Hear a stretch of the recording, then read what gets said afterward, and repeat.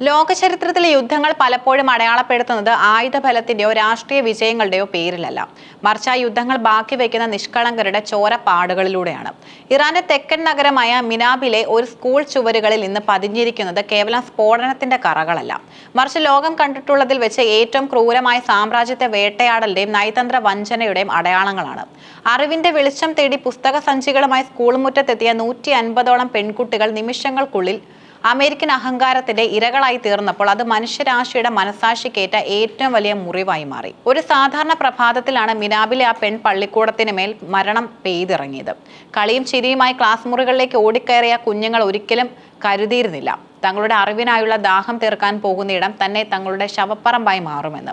അമേരിക്കയുടെ മാരകായുധങ്ങൾ ആ കെട്ടിടത്തെ തകർത്തപ്പോൾ മണ്ണടിഞ്ഞ് 150 പിഞ്ച് ജീവനുകൾ മാത്രമല്ല, മറിച്ച് ഒരു ജനതയുടെ ഭാവിയും പ്രതീക്ഷകളുമായിരുന്നു.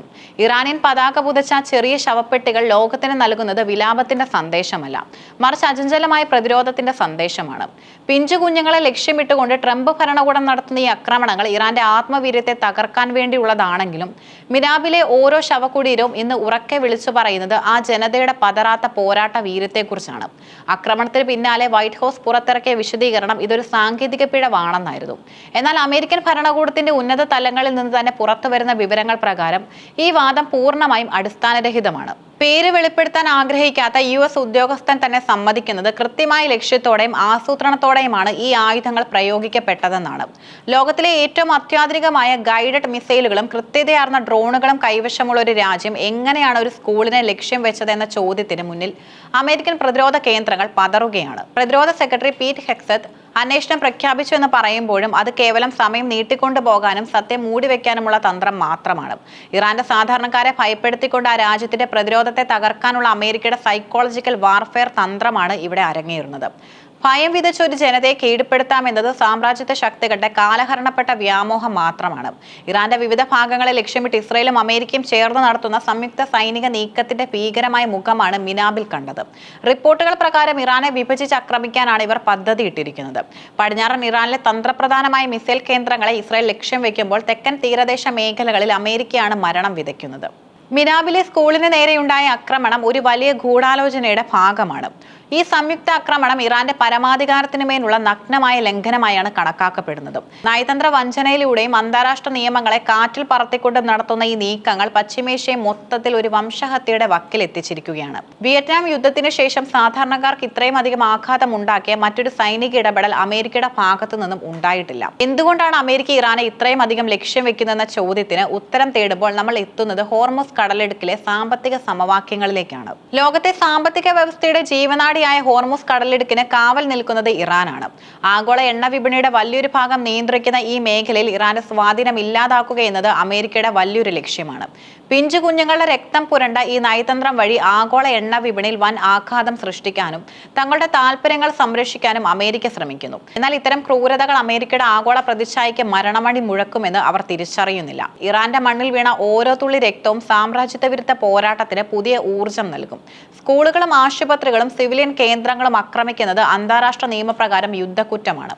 ഞങ്ങൾ സാധാരണക്കാരെ ലക്ഷ്യം വെക്കാറില്ല എന്ന വൈറ്റ് ഹൗസ് പ്രസ് സെക്രട്ടറിയുടെ പ്രസ്താവന മരിച്ചു വീണ 150 കുഞ്ഞുങ്ങളുടെ മൃതദേഹങ്ങൾക്ക് മുന്നിൽ വെറും പരിഹാസമായി മാറുന്നു.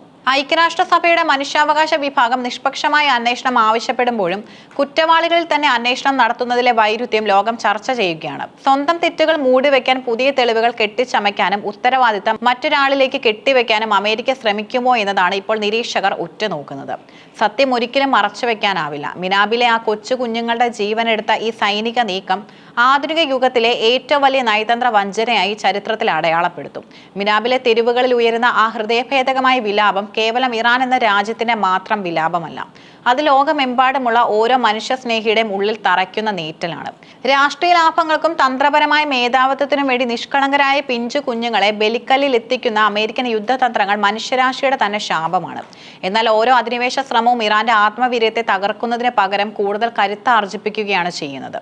സാമ്രാജ്യത്വത്തിന്റെ ആധുനിക വെടിയുണ്ടകൾക്കോ മിസൈലുകൾക്കോ ഒരു ജനതയുടെ അതിജീവന ബോധത്തെ തകർക്കാൻ കഴിയില്ല. മിനാബിലെ ഓരോ ശവകുടീരവും ഇന്ന് ഉറക്കെ വിളിച്ചു പറയുന്നു. ഇതൊരു യുദ്ധത്തിന്റെ അന്ത്യമല്ല, മറിച്ച് സാമ്രാജ്യത്വത്തിന്റെ മേൽ നീതിയുടെ വിജയം ഉറപ്പാക്കാനുള്ള ഇറാന്റെ പുതിയൊരു വിപ്ലവത്തിന്റെ തുടക്കമാണ്.